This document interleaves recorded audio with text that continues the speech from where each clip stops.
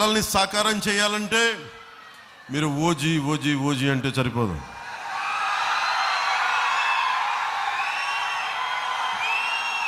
ఓట్లు వేయాలి, రోడ్డు మీదకి రావాలి. నేను చేసి చూపించాను కదా.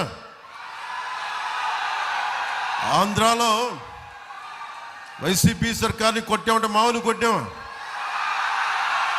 మళ్ళీ ఇంకోసారి హ్యాట్రిక్ కొట్టాలి ఇక్కడ మనం.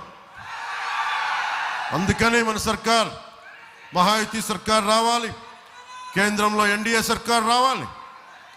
మీరు బలంగా నిలబడాలి.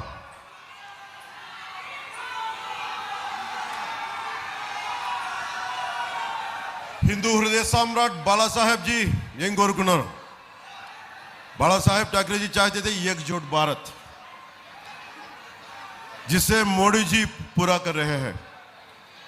बाला साहेब గారు కోరుకుంది ప్రాంతీయతలో బలంగా పెరుగుతూనే జాతీయవాదం పెరగాలి, సనాతన ధర్మం పరిరక్షింపబడాలి. అది మోడీ గారు చేస్తూ ఉన్నారు.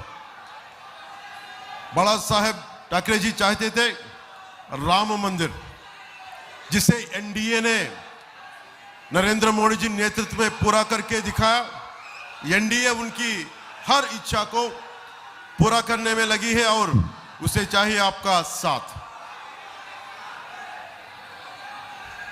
अब ये महाराष्ट्र की जनता निर्णय लेगी कि हमें बटना है और कमजोर होना है या जुड़ना है और मजबूत बनना है. మనం కలిసి ఉందామా విడిపోదామా, బలహీనపడదామా? కలిసి ఉందామా బలపడదామా? కలిసి ఉండాలంటే మన సర్కార్ రావాలి. సుధీర్ భావ్ అద్భుతంగా గెలవాలి. ప్రతి ఒక్కరు మహారాష్ట్రలో మహాయుతి సర్కార్కి మనందరం బలంగా నిలబడాలి. నేను ఆఖరి వాక్యాలు నాకు ఇష్టం తెలుసు కదా. నా పిల్లలిద్దరూ మరాఠీలో మాట్లాడుతున్నా, నా పిల్లలిద్దరితోటి, నా కొడుకుతోటి, నా కూతురుతోటి. సో నాకు మరాఠీ చాలా గౌరవం, మహారాష్ట్ర మరాఠీ భాష. ఆ భాష మీద ఉన్న గౌరవంతో నేర్చుకొని ఎందుకంటే మన భారతదేశం ఎక్కడో జర్మనీ నుంచి మ్యాక్స్ ముల్లర్ భవన్ పెడితే మనం జర్మనీ నేర్చుకుంటాం. అలయన్స్ ఫ్రాన్సెస్ అని చెప్పి ఒక ఫ్రెంచ్ది పెడితే ఫ్రెంచ్ నేర్చుకుంటాం. మెకాలే వచ్చి ఇంగ్లీష్ చెప్తే ఇంగ్లీష్ నేర్చుకున్నాం. మన రాష్ట్రాలు పక్క పక్కన ఉంటాయి.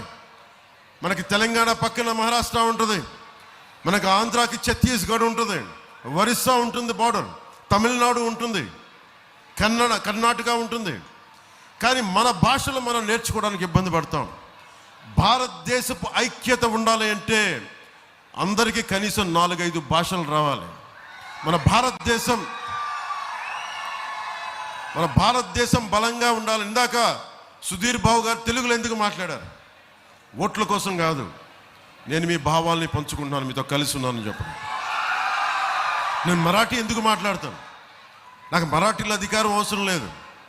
ప్రజలు బాగుండాలి, ప్రజల అభివృద్ధి ఉండాలి, మహారాష్ట్ర అభివృద్ధి ఉండాలి. అది ఎలా చెప్పగలను? మరాఠీ భాషలో చెప్పాలని ప్రయత్నం చేస్తాను. కొన్ని తప్పులు ఉన్నప్పటికీ కూడా క్షమించమని ఎందుకు కోరుకుంటానంటే అది అహంకారంతో మాట్లాడడం, తెలిసినట్టు మాట్లాడటం కాదు, ఒక ప్రయత్నం చేస్తున్నాను. భాష మీద మమకారం, మన భారతీయ సంస్కృతి మీద గౌరవం, భారతీయ భాషల మీద గౌరవం. సనాతన ధర్మాన్ని కాపాడటం అంటే కేవలం భగవారంగు కాదు, రామ మందిరం కాదు, వాటితో పాటు మన భాష, మన యాస, మన మాండలిక, మన సంస్కృతులు. అందుకు అన్ని భాషలు ఇక్కడున్న తెలుగు వారందరికీ కూడా చెప్తున్నాను, మీకు మరాఠీ వచ్చు, హిందీ వచ్చు, మన తెలంగాణ మాండలికం వచ్చు.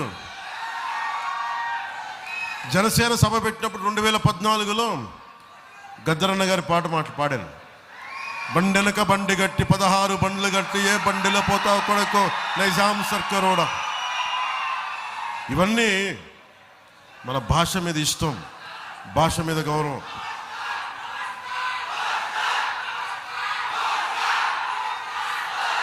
लक्षात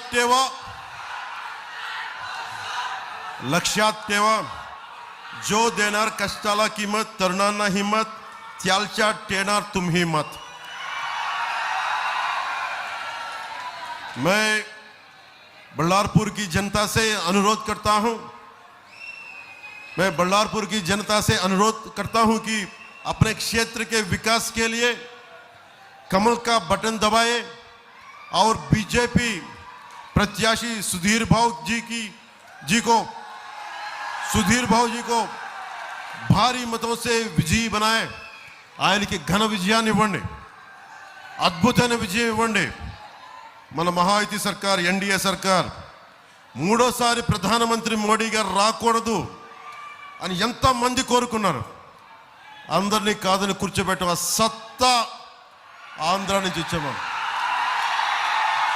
భారతదేశానికి బలమైన నాయకుడు కావాలి భారతదేశంలో మన నాన్నగారు 2008 మనకి కస్సాబ్ పాకిస్తాన్ నుంచి ఉగ్రవాదులు వచ్చి ముంబై మీద దాడులు జరిగితే నేను ఆ రోజున కాశీలో ఉన్నాను మా నాన్నగారి చితాభస్మం కలపడానికి ఆ రోజు అనిపించింది ఒక పాకిస్తాన్ నుంచి ఉగ్రవాదులు వచ్చి ఇష్టారాజ్యంగా మన ఆర్థిక రాజధానిలో ఈరోజు మన కలలు కంటున్న $1 ట్రిలియన్ ఎకానమీకి సంబంధించిన మహారాష్ట్రలో ముంబైలో ఆ రోజు దాడులు చేస్తూ ఉంటే నాకు ఒకటే అనిపించింది బలమైన నాయకుడు కావాలి దేశం ఇన్ని కోట్ల మంది ప్రజల వెన్నెముకని ధైర్యంగా నిలబెట్టే నాయకుడు కావాలి ఆ నాయకుడు నరేంద్ర మోడీ గారిలో కనిపించాడు నాకు ఇప్పుడు ఉన్నాయా మీకు ఒక్కళ్ళు వస్తున్నారా బయటికి